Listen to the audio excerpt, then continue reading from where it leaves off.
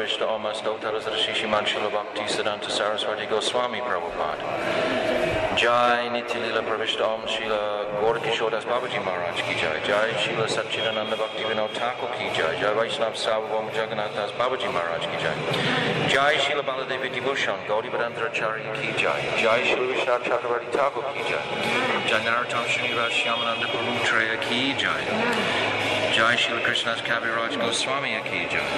Arupanuga Guru Varga Ki Jai. Jai Shri Rup Sanatan Shivata Raghunath Shri Jiva Gopal Bhattadasa Raghunath Sat Goswami Prabhu's Ki Jai. Jai Swarup Damodar Rai Ramananda Gauda Parsada Ki Jai. Namacharya Srila Haridas Thakur Ki Jai. Prema Siga Hosi Krishna Chaitanya Prabhu Nityananda Shri Advaita Gadadhar Shri Vasadi Shri Gauda Bhakta Vrinda Ki Jai. Shri Radha Krishna Gopinath Shyama Kund Radha Kund Giri Govardhana Ki Jai. Vrindavan Dham Ki Jai. Navadvip Dham Ki Jai. Ganga Jamuna Ki Jai. Brihad Mridanga Ki Jai. Sankirtan Yagya Ki Jai. Nam Bhajan Ki Jai. Grantaraj Srimad Bhagavatam Ki Jai. Shri Sachinandana Gaur Hari Ki Jai. Shri Radha Gopinath Ju Ki Jai. Anantakota Vaishnava Vrinda Ki Jai. Gaur Premanande Hari Hari Bol.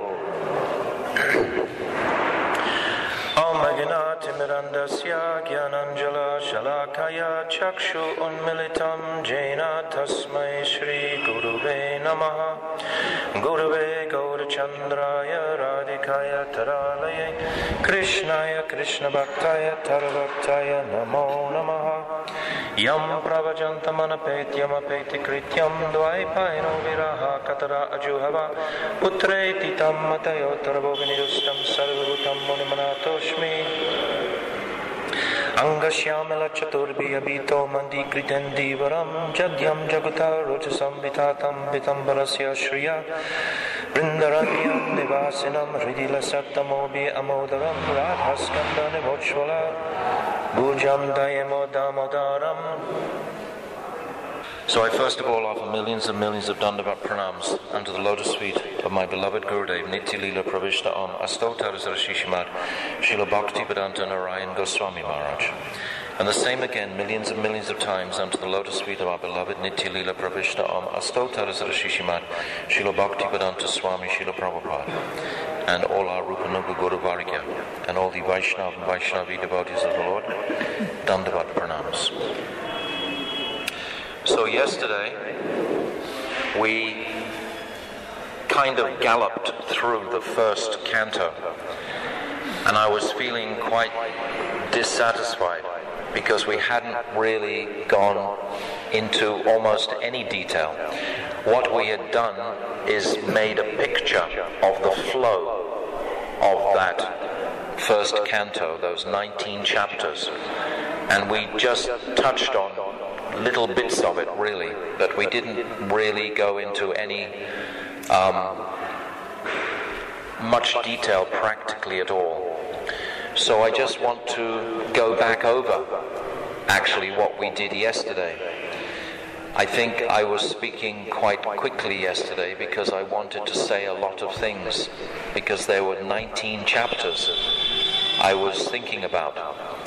But I think today I will just go slowly through those chapters a bit more clearly. My purpose in speaking is to inspire us to read regularly the Bhagavatam. How can we become inspired unless we hear directly about the Bhagavatam? We understand that it's non-different to Krishna. Actually, this Amala Purana, it's described. Srimad Bhagavatam Pramanam Amalam Prema Pum Ato Nata. This is described. This is the Amala Purana, the sweet Purana. But how can we understand this until we've actually dived into it? So I find it fascinating to examine the way it's being presented, especially in the first canto. First of all, we have that beautiful verse describing the Satyam Paramadimahi. What is the essence? So we've already discussed that. That Bhakti Devi is the essence that we're meditating on. Dimahi means to meditate. Satyam Paramadimahi. We're meditating on Bhakti Devi. So we see these sages at Naimisharanya, as I explained yesterday, they were actually wanting to make progress to Swagaloka. That was their original intention when they sat down to meditate for 1,000 years, because they didn't know these topics. They hadn't been educated in these topics. So then they're asking these various questions. And in one of their questions, which is very interesting, I want to read you sections today because Dandavats Vichitri. So there is, just to reiterate for Vichitri's sake, I was feeling not satisfied yesterday that I kind of went quickly through that first canto. So I want to go again through the same canto. It's not that, I have a time schedule to reach the 10th canto. We understand what are the teachings of the 10th canto. Nevertheless, I want to go more clearly through this first canto, because if we can get this inspiration to enter into the Bhagavatam, and from the first canto, just observing it, how it's set up, how it's inspired by Krishna to be revealed, then I find that very fascinating to see that way that it's presented. So in the 11th verse of the first canto, the sages are asking this question, Ye Atma Suprasidati, that how can we become fully satisfied? They're saying there are many varieties of scriptures, and in all of them there are many prescribed duties. If we live in India for some length of time, we know how many different sorts of religion and philosophies there are. It's like a whole marketplace, right? Amit has been examining all kinds of different pathways, and there are so many. Is it Ganeshji we're worshipping? Is it Durga Ma we're worshipping? Is it Surya Dev we're worshipping? Who is our Ishtadev? So these sages were also of that same mentality. They're saying here there are varieties of scriptures. If you read, for example, in the Shiv Purana, then Shivji is proclaimed Bhagavan all the way through. He's there as the Supreme. And there are so many sadhaks who follow Shivji as the Supreme, and also Durga Ma, even more so. And we understand their motives, that they're actually desiring something in this world. So similarly, as I described, these sages were sakam karma yogis. They were sages who were trying to perform karma to achieve Swagaloka. So this is their question. There are many varieties of scriptures, and in all of them there are many prescribed duties, which can be learned only after many years of study in their various divisions. Therefore, O sage, please select the essence of all these scriptures and explain it for the good of all living beings, that by which instruction their hearts may be fully satisfied. So I described yesterday how Srila Vishwanath Chakravarti Thakur, he's talking about the treasure of satisfaction of the heart. Why is he saying that? Because 3 times this Ye Atma Suprasidati is referred to in the first 2 chapters.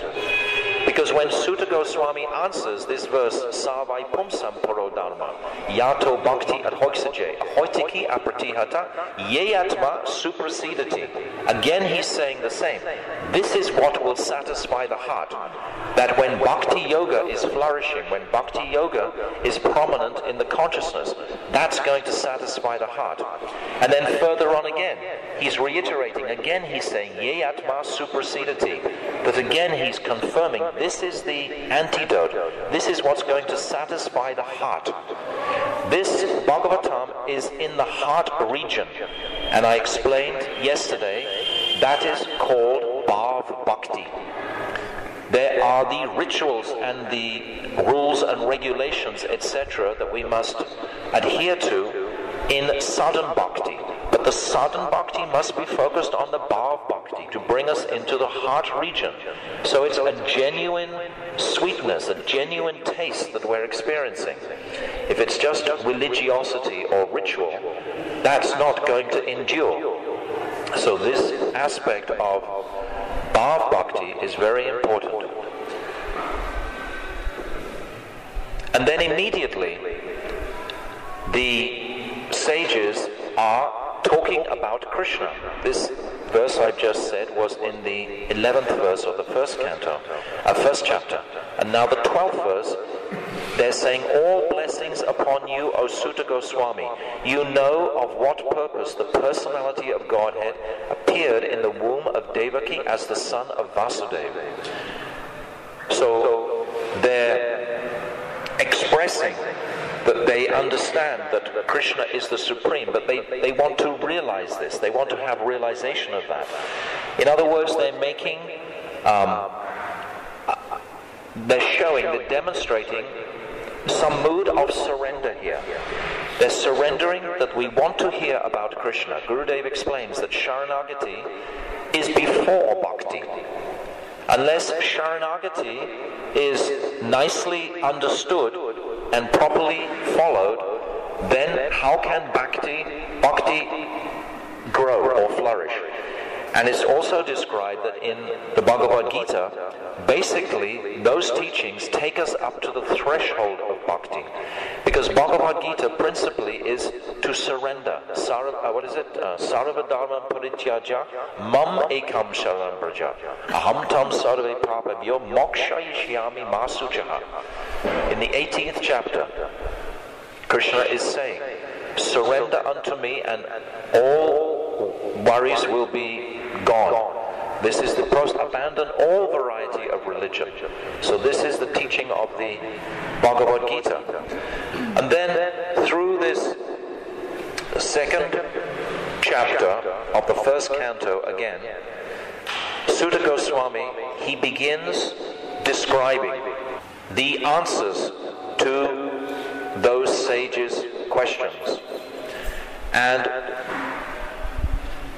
immediately, Bhakti Devi is invoked, because immediately he's talking about the priority of our engagements. He says all occupational engagements are certainly meant for ultimate liberation. They should never be performed for material gain. So this is like pacifying the mood of liberation first, before the personality of Krishna is going to be really strongly presented. So there's a flow to this.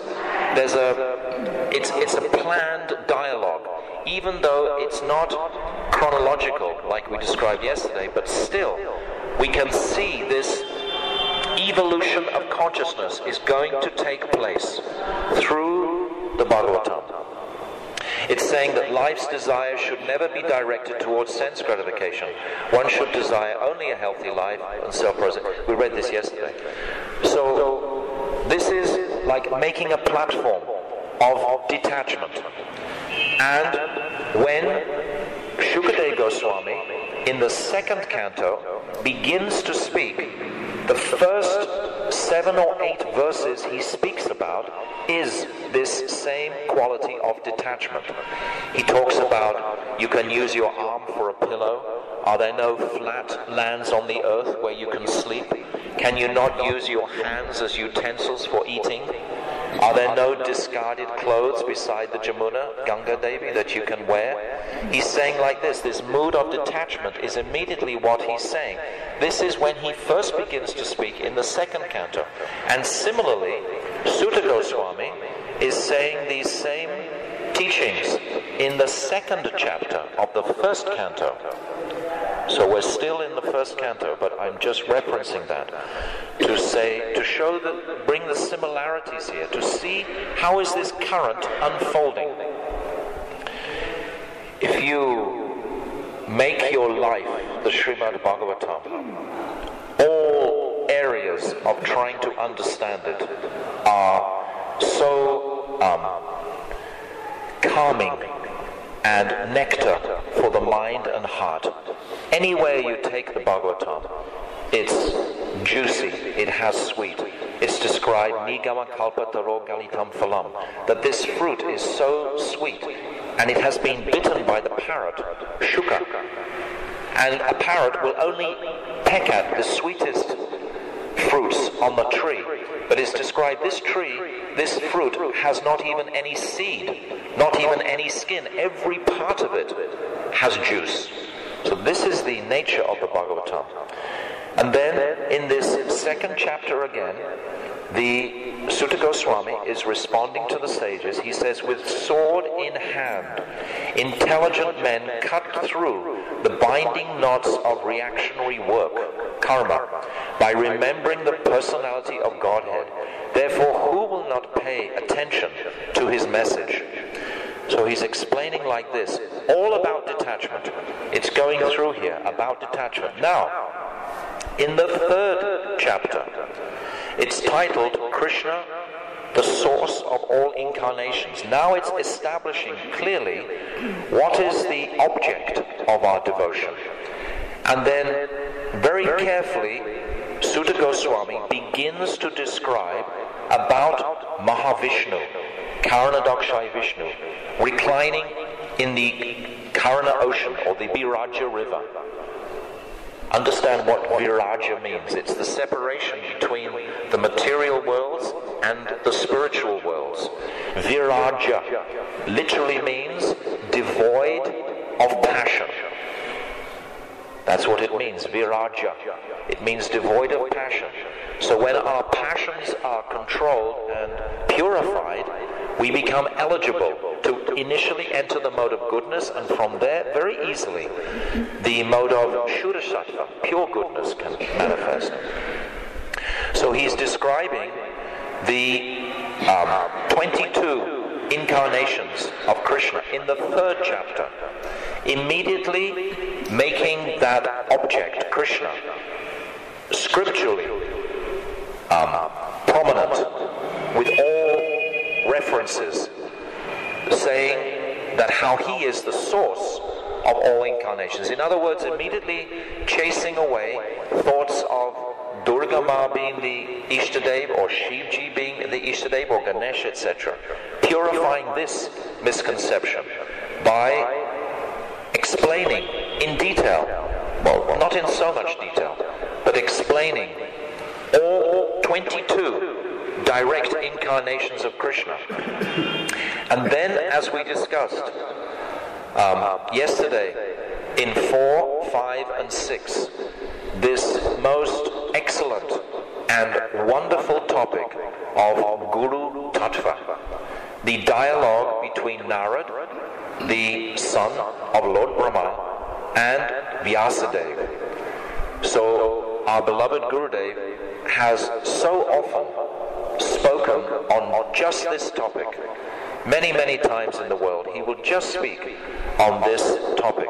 So yesterday, we described in quite detail this topic of Vyasadev's despondency, etc. He had written so many shastras, but in a mood of karma kand and gyan kand. So the ingredient of the sweetness of Krishna was actually missing. Therefore, he felt despondency. And we also in our lives can understand this and appreciate it. If you get caught up in some activity and it's not directly linked with Krishna, and you're not thinking of Krishna, it can become somewhat tedious after some time. Really, we must keep that prominence of meditation on Krishna to be successful in any activity. So now I come to a chapter which I really wanted to go into a little bit here. The son of Drona punished is the title of the second chapter. Now we might think this is, just an ordinary story or something like this, but the dynamic of it is quite sensational. Actually, at the beginning of this chapter, it's very beautiful because it's describing what Vyasadeva does after he's heard this instruction from Narad. These are the first 8 or 9 verses in this chapter, and it's describing how he enters this trance. It's called Basya, Samadhi Basya. And there he sees Krishna, and he sees the illusory energy. He sees Maya directly acting on the conditioned souls. It must have been phenomenal to have that vision of the situation in this material world completely. And when he sees this, then he understands what he has to present. And of course, he's been inspired by Krishna. And so the way it's compiled is what we're discussing at the moment, how it's actually manifesting. And then it's saying how the great sage Vyasadeva, after compiling the Bhagavatam and revising it, he taught it to his own son Shukadeva Goswami. Now the sages, they ask, why does he speak it again to Shukadeva Goswami, who already knows it, he's already realized? And then this very, very famous verse, this Atmaram verse, is in this 7th chapter. The 7th chapter would sort of seem as if it's simply about the Mahabharata story of Ashvatthama, but actually within this chapter is so much potency. So this Atmarama verse, Chaitanya Mahaprabhu described in 19 different ways to Sarvabhauma Bhattacharya. It's such a powerful verse. The translation I'll read. All different varieties of Atmaramas. Now he's describing in reference to Shukadeva Goswami. Why is Shukadeva Goswami attracted to this Bhagavatam when he was already self-satisfied? Why is he attracted to that? And in answer, it's this verse. All different varieties of Atmaramas, those who take pleasure in the Atma or spiritual self, especially those established on the path of self-realization, though freed from all kinds of material bondage, in other words liberated, desire to render unalloyed devotional service unto the personality of Godhead. This means that the Lord possesses transcendental qualities and therefore can attract everyone, including liberated souls. So this is a very powerful verse in answer to the query about why is Shukadeva Goswami taking up a study after he's already liberated. Why should he bother to study this Bhagavatam? So this verse is in this 7th chapter of the 1st canto. I don't want to leave the focus of our discussion, which is on the 1st canto at the moment, and to see the thread, to see the current going through it, because this will give us inspiration. It'll give us some, you can say, handle on this 1st canto. It'll give us some entrance. So, now, this is a fascinating part. Straight after this, then Suta Goswami begins to pick up on the pastime of the Mahabharata. Because understand, this is what has just taken place 5,000 years ago. This enormous battle which just shook the earth has just finished. So they're still reverberating, with the atmosphere of that. So Suta Goswami begins to describe what happens after this battle. This is quite sensational. Sensational means it'll capture the imaginations and attention of the people by describing this horrific pastime. We see in the news always about this ISIS, these Muslims beheading so many people. But actually, here again, we have this Ashvatthama beheading the sons of Draupadi, the 5 sons. It's horrific. But immediately it captures the attention of the people. Immediately people will want to read. And what is this? What is this, horrific story that's taking place? It's captivating. So we've had these chapters about the sage's inquiry. We've had the answers. We've had Guru Tattva in 3 chapters. And now Suta Goswami is presenting this sensation of the Mahabharata war. How it's described that Duryodhana, he had had his spine broken by Bhima with his club, and he was lying in a pool, and how Ashvatthama, who actually has a part of Shiva within him, and a part of Kali also is there within the body of Ashvatthama. He's not an ordinary person at all. And he wants to please Duryodhana, the son of Ashvatthama is the son of Dronacharya. So he wants to please Duryodhana, who's dying.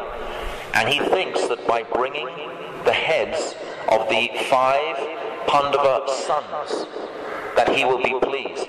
So in the night, there's a beautiful pastime in the Mahabharata, right at the end, where he goes into the encampment of the sleeping Pandavas. After the war is already over, he's with Kripacharya, and who else is it? There's 3 of them. Who's a Mahabharata expert? Who? John is already dead. No, there's Kripa and one other person. There's 3 of them. Who? Karna is already dead. You be quiet. You don't know the Mahabharata. It's okay. It's right at the end. There's Kripa, Charya, and another one. I think his name begins with a K also. And then Ashvatthama. And he's wanting to take some vengeance. And they've approached the camp of the Pandavas, and there's a huge, supernatural personality guarding the gate. And they decide they won't go in. They camp outside, and Ashvatthama in the night, he's looking up at this huge tree that they're sleeping under, and he sees an owl come in the night and take the baby crows that are in a nest.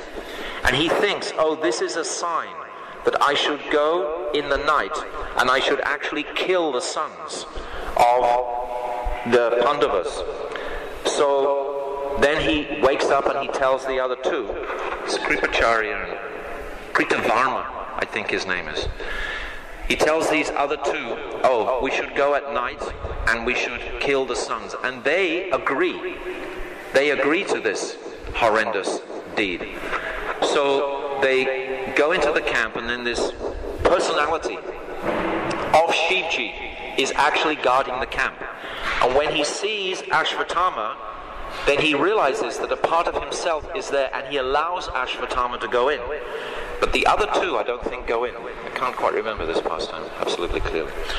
But Ashvatthama goes in, and it's like he's empowered, and he just starts killing all these sleeping soldiers. And also Drustadumna at this time. He kicks him, wakes him up, and he kills him also. And then he goes into the tent of the sleeping little children, and he cuts off all their heads. I mean, we read about these atrocities happening today, but they have been happening since, time immemorial. And then he takes these heads and gives them to Duryodhana. And Duryodhana is completely disgusted, because he thinks, first of all, oh, this is the 5 Pandavas. This is Yudhisthira, Arjuna, Bhim, Nakul, Sahadev. But then he feels the size of the heads, and they're very small heads. Then he realizes, oh my God, he's killed the children. Those heirs apparent to the throne. And then he becomes disgusted with this. And then Ashvatthama, he leaves completely dissatisfied, because he understands he hasn't made Duryodhana pleased. And then when the Pandavas, they find out Arjuna and Yudhisthira, they come back into the camp. Draupadi was also not there at this time. When she discovers, she's lamenting so much, and then Arjuna declares, now this is where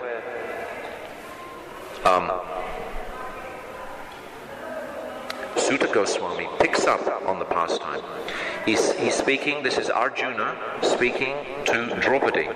This is in the 7th chapter, of the first canto. O gentle lady, when I present you with the head of that Brahmana, after beheading him with arrows from my Gandiva bow, I shall then wipe the tears from your eyes and pacify you. Then after burning your sons' bodies, you can take your bath standing on his head. So this is Kshatriya Dharma, but it's sensational.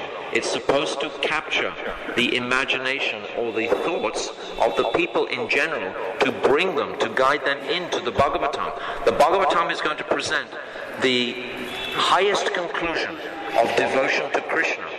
But how can Vyasadeva attract the fallen people of Kali Yuga? All they want to do is read newspapers about the Muslims beheading people in Syria and places like that. Well, they can read here a similar sort of a sensation and be attracted into this literature. So it's very wonderful how so early on he's bringing in this Mahabharata pastime to bring in Krishna, because Krishna is fully blended in with all of this pastime as the prominent personality. Immediately is describing Arjuna, who is guided by the infallible Lord as friend and driver, Krishna, thus satisfied the dear lady by such statements. Then he dressed in armor and armed himself with furious weapons, and getting into his chariot, he set out to follow Ashvatthama, the son of his martial teacher. Now, most people, if they're not following some other worshipable object, they're probably on an impersonal path. So straight away, this is bringing out personalities. Straight away, the personal conception is very strongly being emphasized. Straight away, it's Ashvatthama, a person. It's Draupadi, a person. It's the 5 sons. It's Arjuna. It's Krishna. It's all this personality aspect is very much prominent immediately. So all the thoughts of merging into the Brahman or seeing everything as impersonal are washed away. Straight away, this personal aspect is very much prominent. Then it's describing Ashvatthama, the murderer of the princes, seeing from a great distance Arjuna coming at him with great speed, fled in his chariot, panic-stricken just to save his life, as Brahma fled in fear from Lord Shiva. When the son of the Brahmana saw that his horses were tired, he considered that there was no alternative for protection outside of his using the ultimate weapon, the Brahmastra. Actually, he uses the Brahmastra twice now, after the battle of Kurukshetra. So this is the first time. He's panic-stricken and he throws the Brahmastra at Arjuna. And then it's described that this glaring light, it spread in all directions. It was so fierce that Arjuna thought his own life in danger. And so he began to address Lord Sri Krishna. O my Lord Sri Krishna, you are the almighty personality of Godhead. There is no limit to your different energies. Therefore, only you are competent to instill fearlessness into the hearts of your devotees.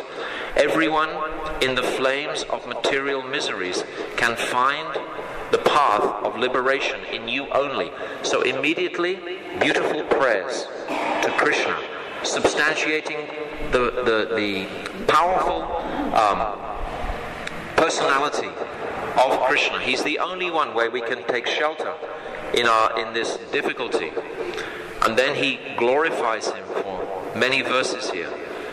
And then he says, O Lord of Lords, how is it that this dangerous effulgence is spreading all around?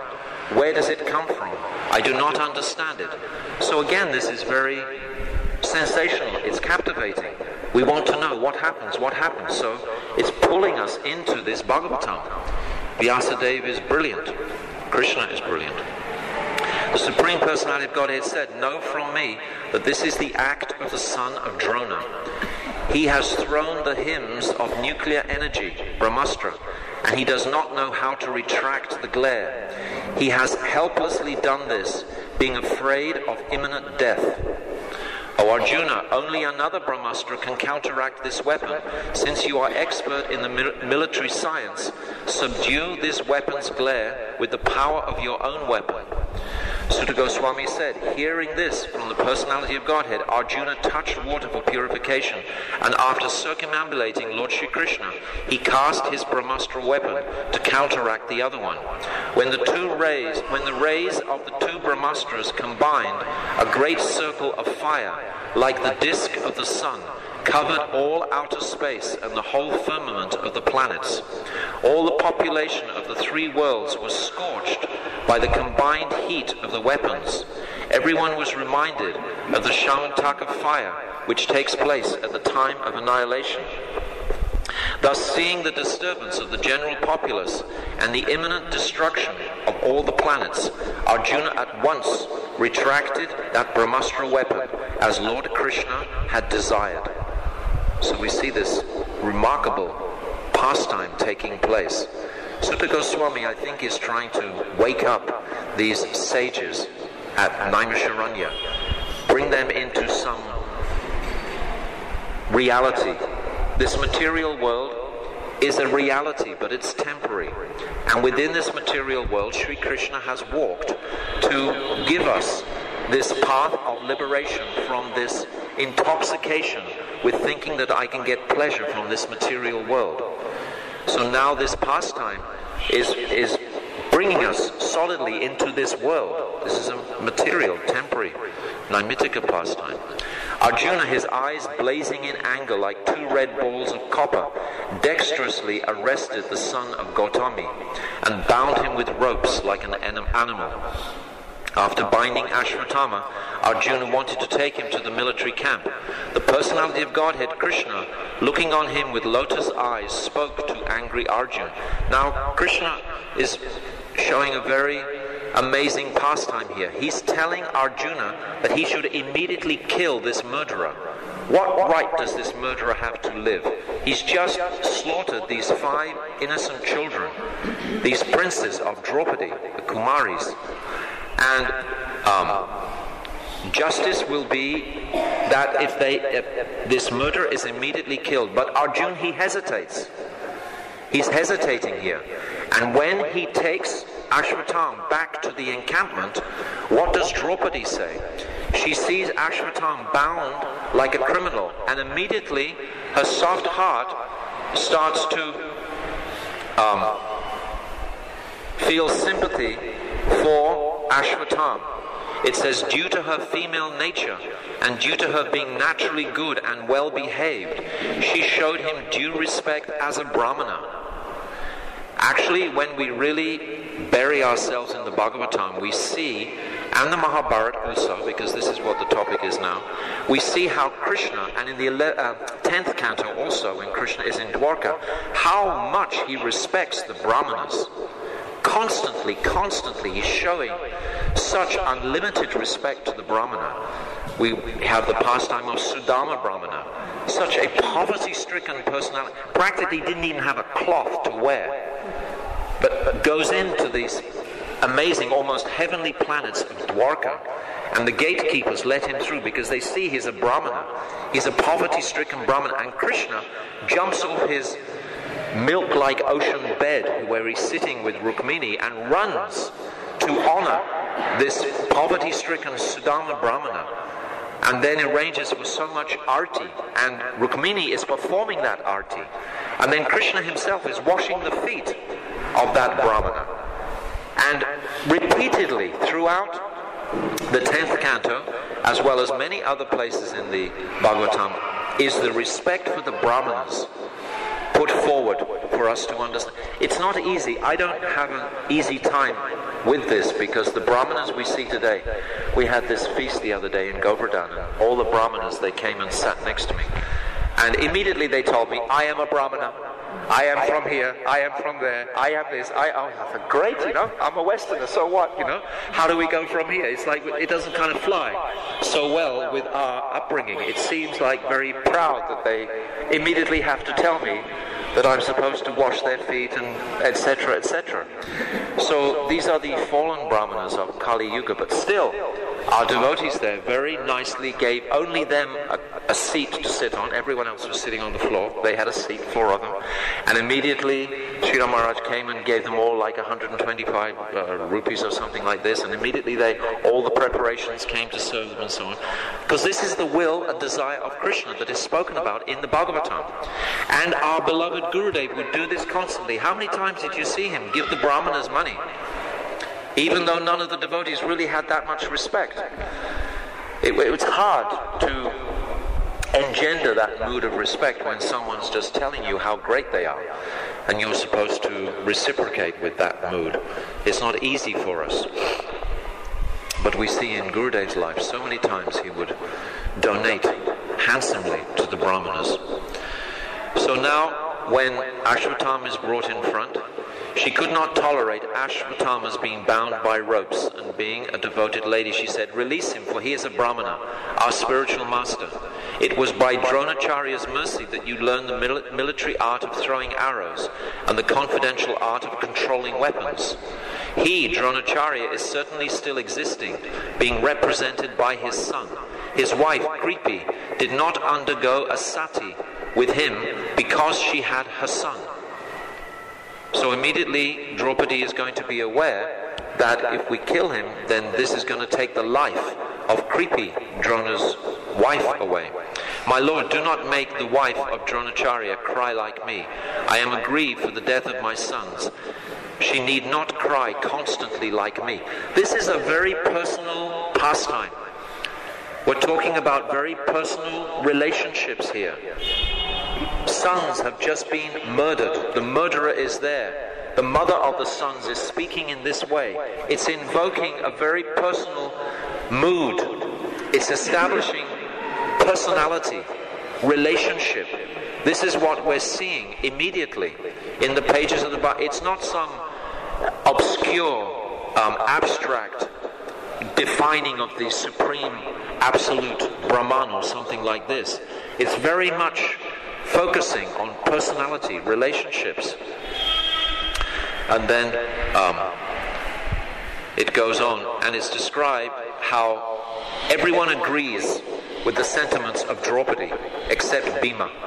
And Bhima says no, he should be killed. So then Krishna, he manifests a 4-armed form. 2 arms to hold Bhima back and 2 arms to hold Arjuna back. And then he's instructing Arjuna that he has to satisfy both parties. Now we see something really incredible. Arjuna, he has to really totally come up to speed here, and he has to understand what can he do to pacify all these parties. Now we're seeing the brilliance of the son of Indra, Arjuna. What does he do? With his sword, very swiftly, he understands what's to be done. He cuts off the jewel that is lodged into the top of Ashvatthama's head. At the same time, he shaves his head. Now, I could never understand this for a long time. I thought, what's the big deal? Shaving someone's head, you can just grow it back again. But no, he cut the skin off so the hair wouldn't grow back again in its proper place. So there were just tufts of hair forever. Like Rukmi was also the brother of Rukmini. He was also shaved like this, so that his hair would never ever grow back properly. He would always just have these tufts of hair growing. So this is what Arjuna did, and this is considered the same as beheading a person, to take that jewel, that mystical jewel which was empowering Ashvatthama. Ashvatthama was already described as being, I'll read it to you. You don't have to hear my words, you can hear them here directly. He, Ashvatthama, had already lost his bodily luster due to infanticide. Infanticide. What does that mean? Killing to me. 5,000 years ago. This is 5,000 years ago in the presence of Krishna this was going on. So we shouldn't be so horrified when these things are going on now. And now, moreover, having lost the jewel from his head, he lost even more strength. Thus he was unbound and driven out of the camp. And it's described by the Acharyas that he was wandering for the next 3,000 years through the marshes and the bogs and the most dirty, contaminating places on earth. I mean, he must have thought that it would have been better to have just been killed at that point, but still he maintained his life. And it's described that he walked in all these very inauspicious places for 3,000 years. Cutting off the hair from his head, depriving him of his wealth, and driving him from his residence are the prescribed punishments for the relative of a Brahmana. There is no injunction for killing the body. Therefore, Arjuna is praised by Krishna very much for having the ability and swiftness of mind to know exactly how to act in that situation. So how much are we getting an insight into these personalities? Just through this one, apparently titled rather insignificant chapter, the son of Drona, punished. There's not a single chapter or verse in the Bhagavatam that doesn't have profound impact on the consciousness of the conditioned soul. So we see in this chapter so many aspects are happening. So Sutta Goswami, he describes like this. And then after this chapter, which we discussed yesterday, are the beautiful heartbreaking prayers of Queen Kunti, and how she's actually praying for all these calamities to come upon her head again and again, so that it will invoke the memory of Krishna. When we're really challenged, often Krishna, now Gurudev will sometimes put us into a very difficult condition, especially when he departs from this world. What is the bereavement that the disciples are feeling? In that bereavement, the disciples are really taking shelter in a very significant way. Perhaps much more significant they were when he was on the planet. Perhaps they're weeping and crying more. I'm realizing more every day how much bereft I am of Gurudev's departure, because so many anomalies are coming in, so many discrepancies are there, so many even apparently elevated devotees are not walking the absolute path that Bhagavatam is describing. All sorts of different siddhantas or apasiddhantas are manifesting. This is the greatness of the Mahabhagavat. He will come and he will just immediately purify all of that. Because we don't know. We're just simple, soft-hearted devotees trying to chant Hare Krishna, live in Vrindavan. And someone comes along and they smile nicely and they speak some verses perhaps, and then immediately we're attracted there, then we're attracted here, we're attracted there. You know, we forget so quickly actually what was Gurudev's heart, what were his instructions. Are we connecting with him daily?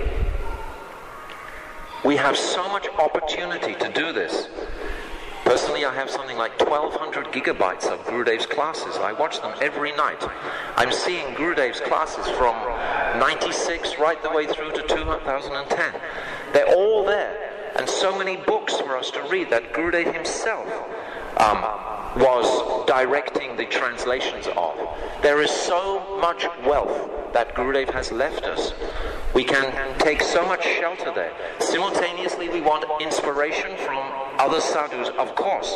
That is our purpose, to find sadhu sangha. But at times it can be bewildering. And this is when we realize the potency of being around someone of Gurudev's stature. Someone as powerful as this, that they can just dispel immediately any doubts. So now, after this chapter,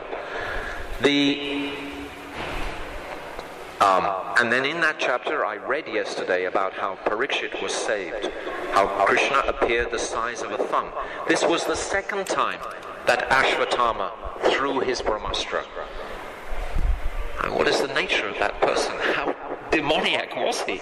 He threw his Brahmastra once to try and kill Arjuna. That was counteracted.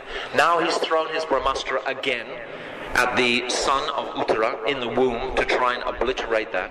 But this time Krishna, with his Sudarsana chakra, he neutralizes that Brahmastra. I mean, all these things were going on, you know, right in front of the Pandavas and all these personalities. So this is the setting. This is the place where the Bhagavatam, this is the picture of the Bhagavatam, this is the backdrop. It's sensational. it's described that the activities of royalty and opulent personalities are always given honor by the general mass of people. If it's just a rickshawwala who's saying something or other, no one's going to give it much attention. So this backdrop is the color of the Bhagavatam, and this is all being brought out within the first canto. It's setting a very deep, deep respect for this Bhagavatam. It's unparalleled. There is no scripture, there is no writing, there is nothing compared to this Bhagavatam in the world. The beauty of it. I'm just talking aspects even of the external beauty. I'm not even going into the actual teachings of the soul connecting with the Supreme Soul, with Sri Krishna. In the highest conceivable relationship of Madhurya. Even understanding what is Parakiya. This is what is eventually going to be described in the Bhagavatam. So, what could be more of value than this Bhagavatam in the world, in our lives? We have Nam, we have Bhagavatam, we have Guru. We have these three aspects. How could we be in any sort of difficulty ever with these three auspicious supports in our lives? So then it comes into the passing away of Bishma and all these instructions, the laws, the human laws of mankind. Very powerful. Bhishma Dev was such a powerful personality. He was the 8th son of Maharaj Shantanu. His mother was Mother Ganga. Remember the pastime? How when Shantanu married Ganga Devi, she told him, well, don't ever question what I do. Then the first child was born, she immediately threw in the river. Shantanu Maharaj couldn't say anything. Second son, same. 7 sons. Finally, on the 8th son, he had to break this huge lump within him. Why is she murdering all my children? One after the other. How can I bear it? But how much did he love his wife? Not to question for the first 7. How much was he intoxicated by her beauty?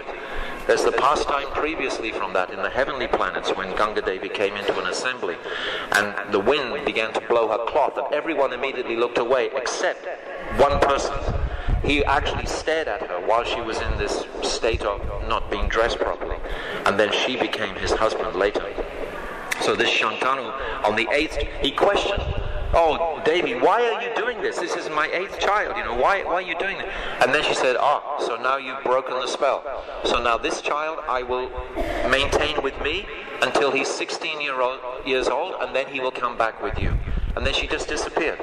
And then of course he was completely bereaved, etc.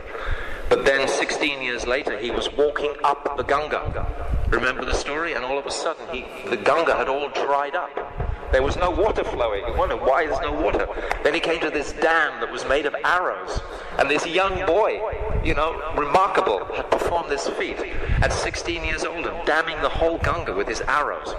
So then he comes back and there's a beautiful pastime. And Bhishma Dev is prominent throughout the whole Mahabharata war.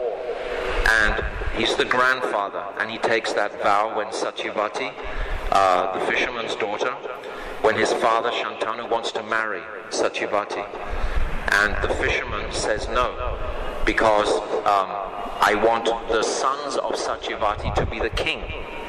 And Shantanu, he agrees to that, but then the fisherman says, but you have this son Bhishma, surely he will be the king, or some sons from Bhishma will be the king. So then Bhishma, he finds out from the charioteer that this is what's making his father so unhappy. So he goes to that fisherman's house and he takes that terrible oath that he will never take a wife. He will maintain celibacy his entire life. For a Kshatriya, this is unbelievable. So he takes this incredible oath of celibacy for his whole life. And then there are 2 sons born. There's Vichitravira and Chitrangada, these 2 sons.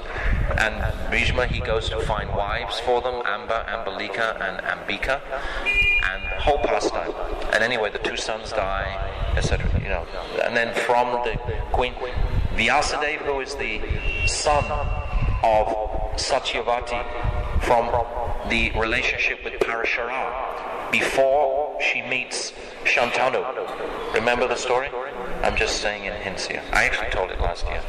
On that island, when Parashara sees that she's fully ready to deliver a child which will be a Shakyavesh avatar. He sees astrologically the exact timing in Satyavati's womb, and he doesn't spoil her womb. She's able to conceive just like Queen Kunti could conceive of Karna without spoiling her virginity. So this son, Vedavyas, is born, and the son tells his mother Satyavati at that time, whenever you want me, you just think of me and I'll come. So when these two sons of Satyavati died, that were impregnated by Shantanu Maharaj, then these three queens were left. They were already married, and they had to be impregnated, and they could, according to Shastra, they were allowed to be impregnated by the step brothers of Vichitravira and Chitrangada. Their stepbrother was Vedavyas, because he was the first son of Satyavati. So then she called him back, and then he impregnated these three queens. Actually, it was two queens, wasn't it? One queen was Dhritarashtra, and she closed her eyes so tight because he looked so horrendous. He'd just come out of the Himalayas. You know, he was encrusted with all kind of, frosting and very dark and ugly. Anyway, she closed her eyes in horror. And of course she gave birth to the blind Dhritarashtra, who was not only blind materially, but internally. And then he came in to impregnate the second wife, and she just looked in horror at this black man and turned white. So actually Pandu was white complexion because she was so terrified of this person. Then the third queen, she was just too afraid. She'd heard from the other two how it was, so she put the serving maid instead, and that was Vidura. So these three sons, Pandu, Dhritarashtra and Vidura. Then Pandu was cursed because he killed the deer. That was actually a yogi that was mating. Was it at night? No, that was a different story. Just killed the deer, and then the deer spoke as a yogi, "Oh, as you have killed me as I was mating with my yogini, then you also will die the next time you try to conceive." So then Pandu had to become celibate.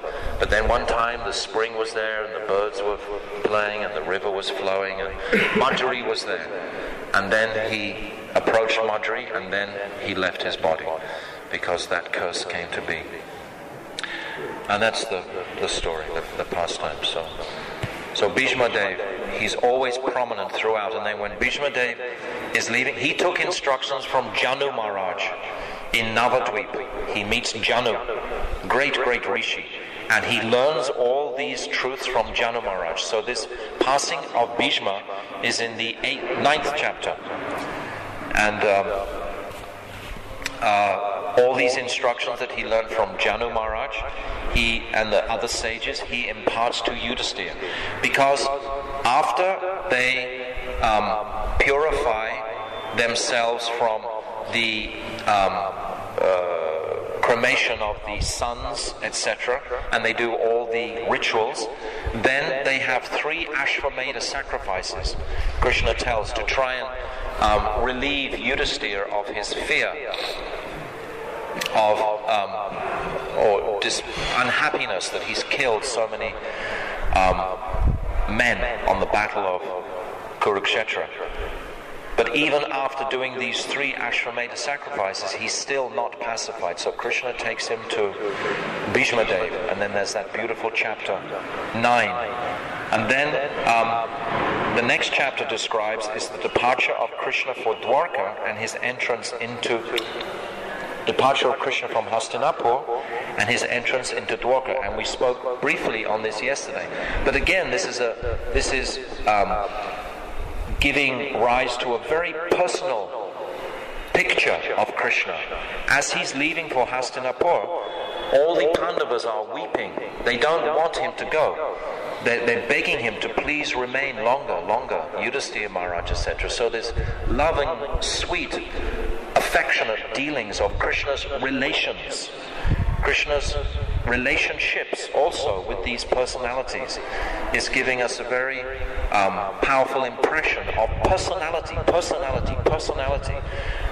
Our disease initially is one of impersonalism, so this going over and over again of the personality of Krishna. And then when he enters into Dwarka, how beautiful, how amazing are these eternal Vaikuntha parikas towards Krishna. We see a real picture, a window of Vaikuntha Dham practically in Dwarka.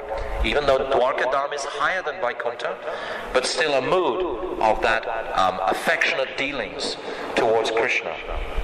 So this is in these 2 chapters. And then is described the birth of Emperor Parikshit. We discussed that yesterday. And then Dhritarashtra quitting home. And that's also a very wonderful pastime, how he's just sitting in the house of his enemies. Dhritarashtra did not check his son Duryodhana. And he could have checked him so many times, but he was so much attached to his son. Rather, even though he got so much instruction from so many great sages, including the great Vidura. Vidura actually is Yamaraj. You remember the story? How there was one yogi and some robbers, some dacoits came and they buried their treasure behind the yogi. And then the authorities came and they discovered that treasure and they condemned the yogi for concealing that treasure. And the punishment was that he should be skewered onto a spike. Pretty heavy. But that was his punishment. So when that yogi reached Yamaraj, he asked, why did I have to go through such a torturous death, And he said, because when you were a child, you took a sharp piece of grass, straw, and you pierced an ant when you were a child. And that Rishi said, well, that's pretty, intense karma for doing that act. And then he became angry with Yamaraj and he cursed Yamaraj to take birth as the son of a Sudra because of that extreme punishment that he'd been meted out. He didn't think it was right.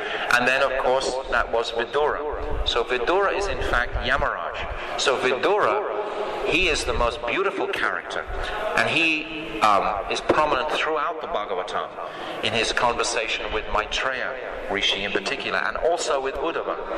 But Vidura is very prominent in the family.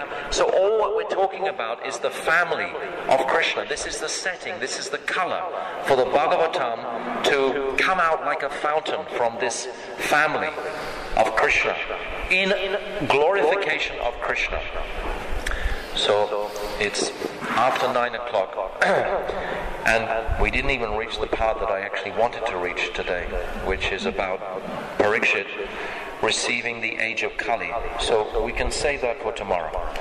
But I think it's helpful for us to see the flow in this first canto. If you can get captivated by the first canto, then perhaps the second canto will naturally flow on.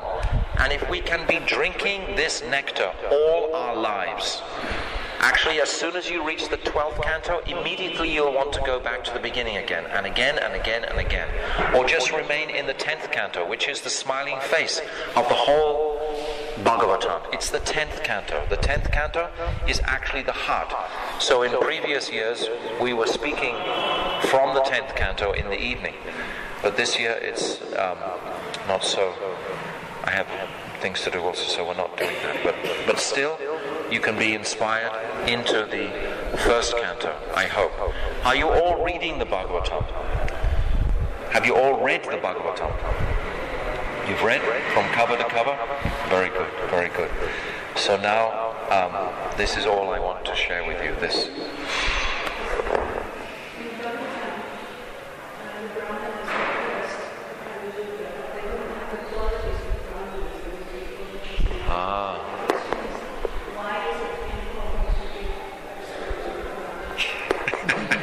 You answer yourself.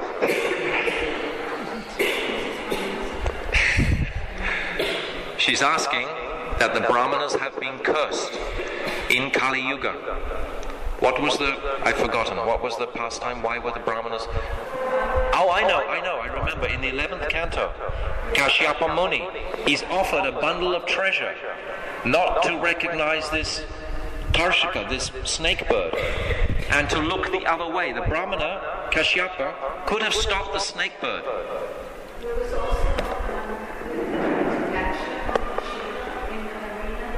Oh yeah.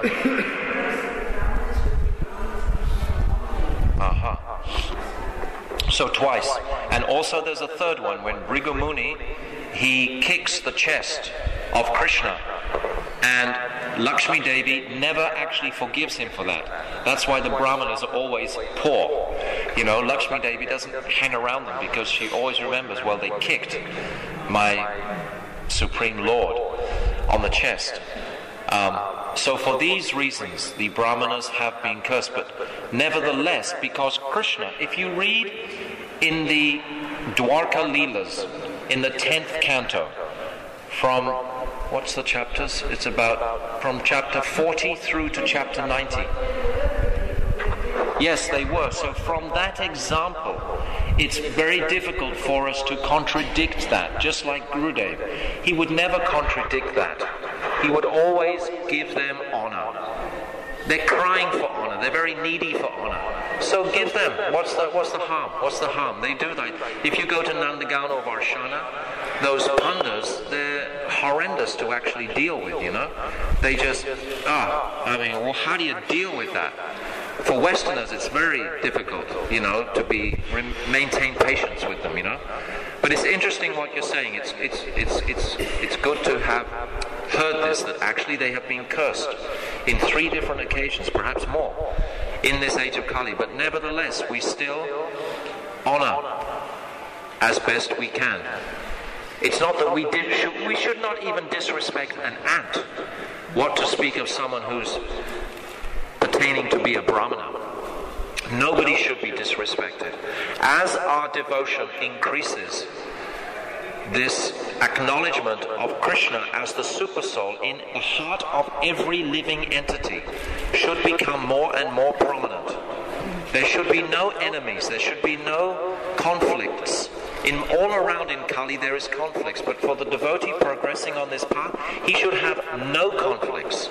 This is very difficult when you live with people for a long time, because our natural fallen tendency is to find fault. We're looking at the faults within ourselves and we're projecting those faults externally.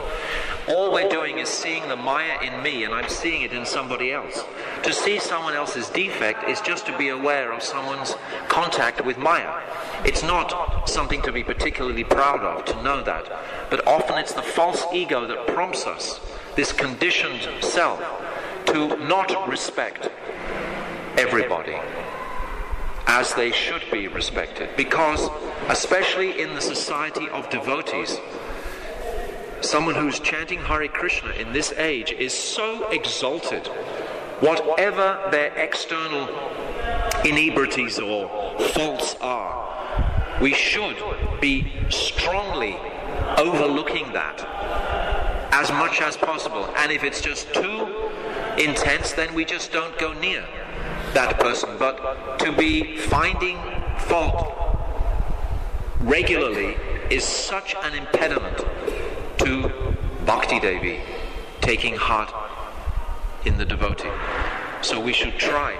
Even last night we had some people down from Delhi, and the husband and wife were always getting on each other.